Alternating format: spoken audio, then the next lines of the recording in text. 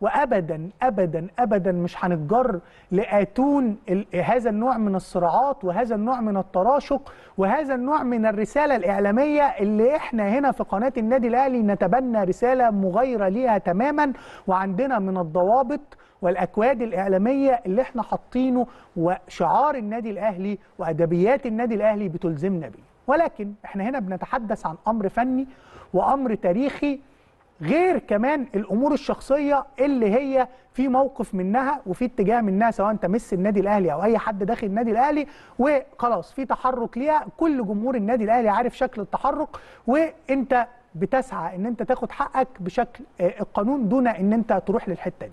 ولكن لما يبقى فيه بقى امر يخص بشكل واضح تغيير وتزييف للتاريخ ومحاولة افتئات على التاريخ ومحاولة قلب حقائق ومحاولة نيل من الصورة الذهنية مش لكابتن محمود الخطيب بس خالص، محاولة نيل من الصورة الذهنية لحاجات كتيرة اتعلمناها داخل النادي الأهلي، وكابتن محمود الخطيب كان جزء منها وجزء من فكرة تضحيات النادي الأهلي وفكرة احترام الزملاء داخل النادي الأهلي وفكرة ان النادي الأهلي يا جماعة في شخص زي كابتن محمود الخطيب كان طول الوقت وهو في الملعب يجي على نفسه في إصابات. استعرضنا ده من كاس 78 لإصابات في نهائي أفريقيا لنهائي كوتوكو، وطول الوقت كابتن محمود الخطيب كان بيدفع ضريبة دون ان هو يقول انا عملت. وما افتكرش كابتن محمود الخطيب عمره وهو لاعب طلع قال انا جبت للنادي الأهلي بطولة كذا، أنا كنت السبب في التتويج بكذا. وهو بيتكلم دلوقتي يا جماعة كابتن محمود الخطيب في وقت من الأوقات تعرض لانتقادات إدارية فيما يتعلق بعد خسارتنا لبطولة أفريقيا وخسارتنا للدوري، مفيش مرة خرج استند واتكأ على شعبيته كلاعب كورة، وده بالنسبة لي شيء ملهم ومحل تساؤل. يعني مفيش مرة الراجل ده لما خرج يكلم النادي الأهلي وجمهور النادي الأهلي في لقاء اتكأ واستند وقال استغل الشعبيه بتاعتي كلاعب واروح للحته دي في الكلام. ما حصلتش ولا مره. فان احنا نحاول نظهر كابتن محمود الخطيب ان هو وكان يحمل شاره قياده النادي الاهلي بامر من هيديكوتي وقتها في احد المواسم وتحديدا موسم 78 ده سبب ليه مشكله مع البعض او مشاعر سلبيه تجاه البعض، هذا لم يحدث اطلاقا. تعالوا نسمع ماذا قيل عن كابتن محمود الخطيب وأزمة الشارة ونرجع نعقب. ممكن يا كابتن مصطفى اللي بيحصل دلوقتي هو ده نتاج سنة 78 لما جينا احنا في الغرفة واجتمعوا بينا وقالوا ان رئيس النادي الحالي هو هيبقى كابتن الفريق عليك. فانت رفضت وعملت الدنيا يعني بهدلت الدنيا كلها، فجايز يكون هو شايل لك الموقف ده طول عمره. ما ده واضح يعني ممكن يكون هو ده. نعم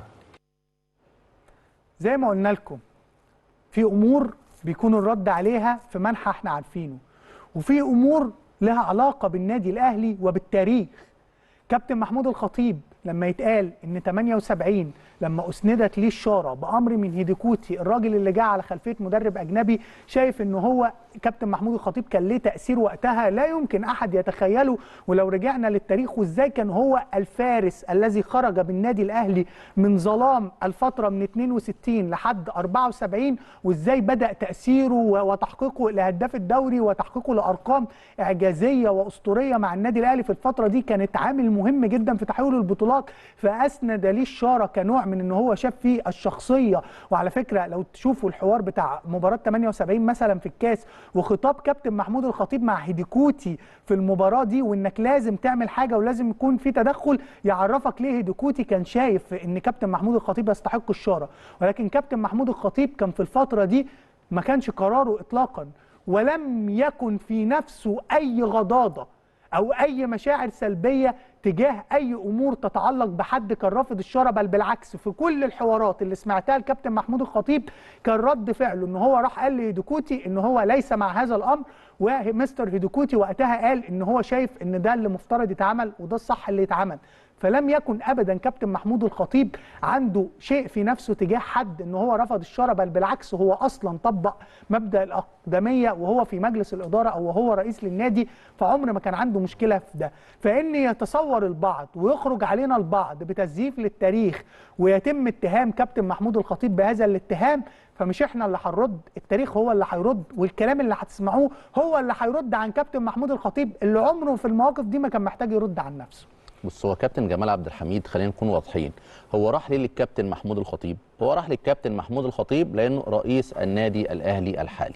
عارف لو الكابتن محمود الخطيب كان خارج اسوار النادي الاهلي ومفيش عمل عام ومش موجود في منصبه ده، ما كانش الكابتن جمال عبد الحميد راح للكابتن محمود الخطيب، لان لما هنسرد لكم الاحداث هتعرفوا قد ايه الكابتن محمود الخطيب كان اكثر اللاعبين حرصا على مستقبل الكابتن جمال عبد الحميد. وانا هنا بخاطب الكابتن جمال عبد الحميد، يا كابتن جمال عبد الحميد ولا تنسوا الفضل بينكم، ولا تنسوا الفضل بينكم. انت عاشرت الكابتن محمود الخطيب كتير، وفي مواقف انت كنت فيها واقع في مشاكل كتير، والكابتن محمود الخطيب كان بيقوم بدور مش الكابتن بس، الاخ الاكبر، ولكن ان انت طول الوقت بتحاول ان انت ترضي طرف على حساب الكابتن محمود الخطيب او ترضي جماهير على حساب النادي الاهلي. استعرضنا مواقف كتير جدا ومن تصريحات كتير جدا.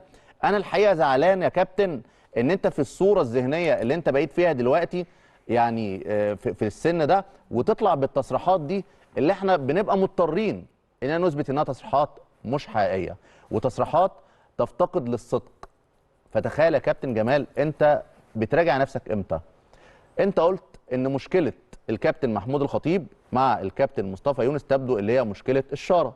تمام، اذا الشاره فارقه جدا من وجهه نظرك عن الكابتن محمود الخطيب. ناس طبعا اللي مش عارفه قصه الشاره اتكلمنا فيها كتير جدا في 78، وكان الكابتن مصطفى يونس رابع كابتن بعد طبعا كان حاله اعتزال الكابتن حسن حمدي، فهيديكوتي اختار الكابتن محمود الخطيب. كان موجود كابتن صفوت عبد الحليم رحمه الله عليه، من اهم لاعبي وسط الملعب في تاريخ مصر، وكان في مجموعه من اللاعبين زي كابتن عبد العزيز عبد الشافي، ثم كابتن مصطفى يونس، او كمان كان في سابق للكابتن مصطفى يونس كابتن فتحي مبروك، وكابتن مصطفى يونس كان الرابع، وكابتن مصطفى عبده وكابتن محمود الخطيب كان الكابتن في الاهلي الكابتن محمود الخطيب، وكابتن المنتخب كابتن مصطفى عبده. لكن كابتن جمال عبد الحميد نفسه دايما وابدا بيحط نفسه في المواقف اللي نخليه هو بنفسه يرد على نفسه. فعشان كده بقول له يا كابتن جمال، هل انت راضي عن الصوره الذهنيه الشكليه اللي انت مقدمها للاعلام الرياضي، ومهمل جدا جدا في الصوره الذهنيه الداخليه اللي بتطلع في تصريحاتك؟ تعالوا نشوف كابتن جمال وهو بيتكلم عن شاره الكابتن وعلاقه شاره الكابتن محمود الخطيب. كنا قاعدين واقفين تحت عند غرفه ملابس قبل استلام الكاس فوق، فانا طبعا بقول لما كابتن بيبو يلا اطلع استلم الكاس، انت الكابتن النهارده، اليوم يومك، وانت يعني كابتن مستر هيديكوتي كان عنده حق يخليك الكابتن اساسا، الكاس اول كاس تستلمه ككابتن النادي الاهلي. فقال لي كلمه او جمله خلتني بتغير حياتي كلها، ان الناس مش مهم تكون كابتن ومش مهم تكون معلق اشاره، المهم الناس كلها تحبك والناس كلها تحترمك وانت تحترم زمايلك، فتبقى تعلى جدا جدا. ده درس لكل اللعيبه وده درس لكل الناس، ان مش مهم تبقى كابتن، المهم ان تكون محبوب من الناس كلها. يا كابتن جمال، انت نسيت الكلام اللي قاله لك الكابتن محمود الخطيب. انا مش هقف عند مصطلحات مش مهم ان انت تكون كابتن، المهم تكون محبوب، والمهم ان انت تحترم نفسك. لا، انا هقف عند مصطلح المهم انك تحترم زمايلك. مش ده اللي انت قلته؟ ان قال لي درس واداني درس وقال لي جمله ما اقدرش انساها. لا، انت نسيتها يا كابتن جمال، انت نسيتها زي ما نسيت الفضل اللي بينكم يا كابتن جمال. لان انت لو خدت بالجمله دي بالتاكيد هتراجع نفسك بدل المره 1000 مره قبل ما تتطاول او تتجاوز في حق زميل ليك وتتهمه اتهامات انت اكتر واحد عارف ان هي مش فيه. الكابتن محمود الخطيب، وانت عارف كويس ما هو الكابتن محمود الخطيب وفي تعامله معاك، جاي تقول اداني درس ان انا لازم الناس تكون بتحبني. طب انت شايف يا كابتن جمال القصه ايه دلوقتي؟ انت شايف ايه؟ هل جماهير كره القدم المصريه بالفعل مجمعه على حبك كابتن جمال؟ بلاش دي. هل انت احترمت زملائك يا كابتن جمال زي ما انت قلت الكابتن محمود الخطيب قال لي حاجه مش ممكن انساها؟ طب مش ده كان زميل ملعب؟ احترمته يا كابتن جمال؟ طب هل سمعت انت اي اساءه من الكابتن محمود الخطيب في تاريخ حياته لاي زميل ملعب؟